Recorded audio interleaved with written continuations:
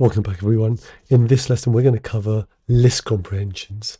It's one of those Python features that look a little bit strange at first, but once it clicks you'll be using it constantly. It's a cleaner, more Python way to build lists, and you'll see it everywhere in data science coding. We'll also cover dictionary comprehensions as well, which is the same pattern but applying it to dictionaries rather than just lists. So let's get on with some coding. So on the coding screen, what I've done is I've put two pieces of code, but give you exactly the same result. The first one is the loop method that we've used up to now, populating a list. Okay, so we've defined our list, we've got our loop there for claim in claims, and we're saying append to the payout list every value minus 250. Okay.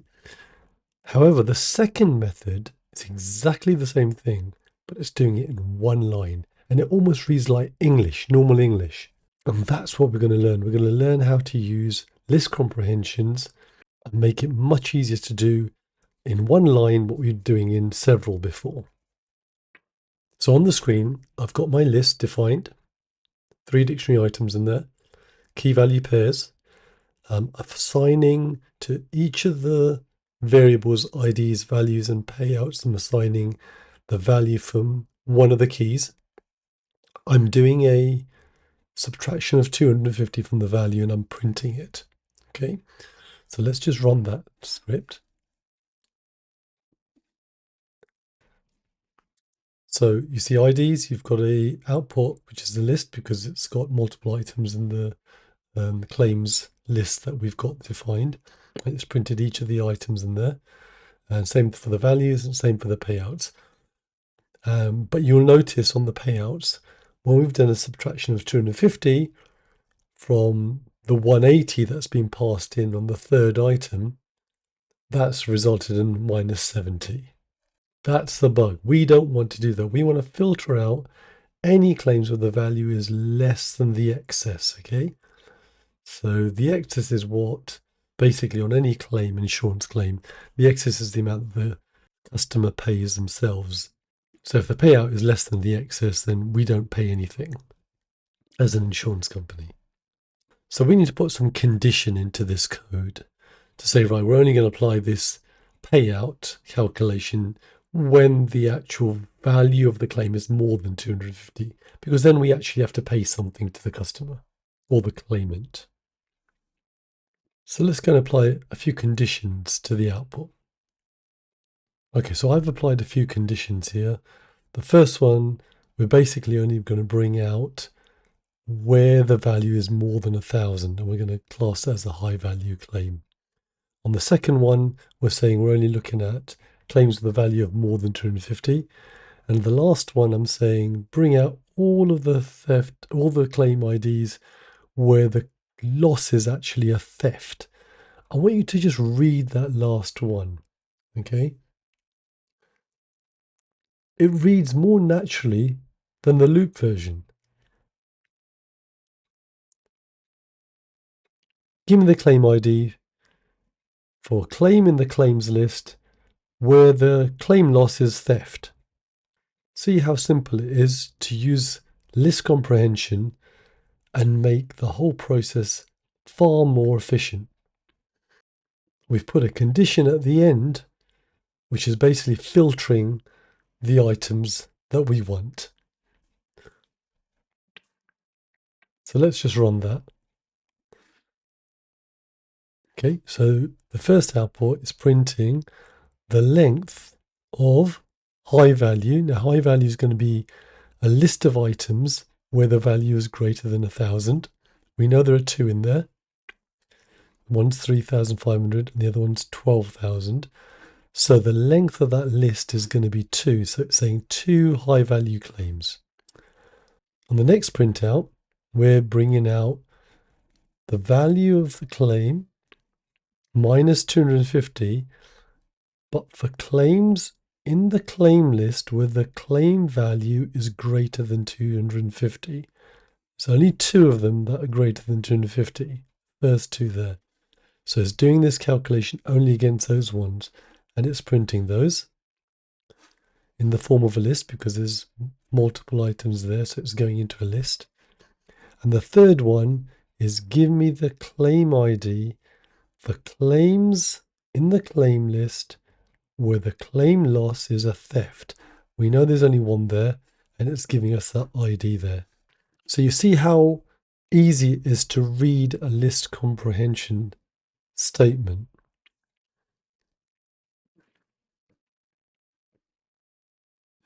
Let's look at some variations, okay?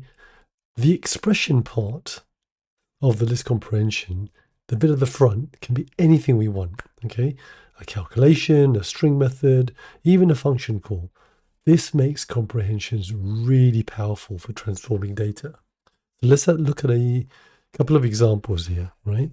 So I've defined a function here called getPriority.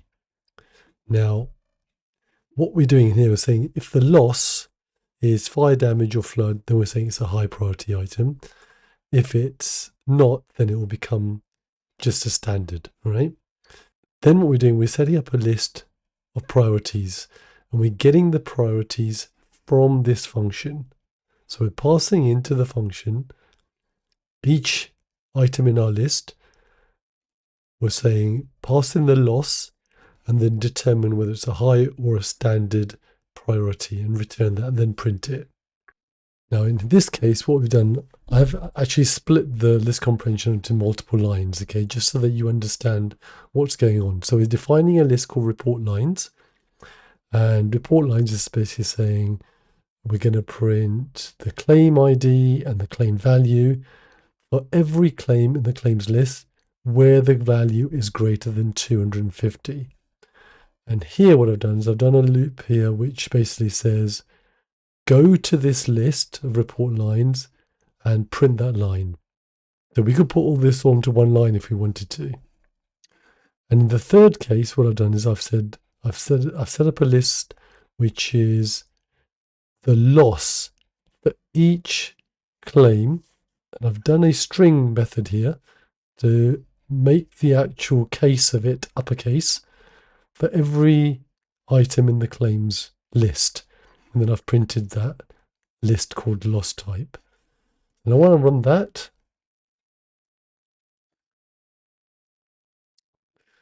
On the first instance, I get standard, high, and high. That's the classification of our losses. Okay. In the second instance, we've got our report line, which is basically printing the claim ID and the value of the claim for everything which has a value of more than 250. And in the third instance, what we've done is we've made uppercase the actual loss for each of the claims. So I've done 3 variations of using a list comprehension, and I've applied different ways of doing the expression part of that list comprehension there. The first one I've called a function. In the second one, I've formatted the output into ID and value, and I've put a condition on that.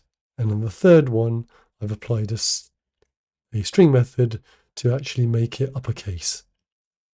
So you see the power of list comprehensions here. Now I want to cover dictionary comprehensions as well, because we can apply this same rule to dictionaries. Okay. Now we're going to use our same list of claims, but we're going to change the way we're applying this now. So our first command there says claim values is equal to, and we're taking the ID and the value from the dictionary item in our list for each item in the list of claims, okay?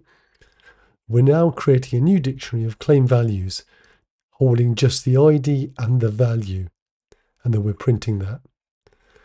In the second instance, we've got a new dictionary called payouts being defined, which has basically a key value pair of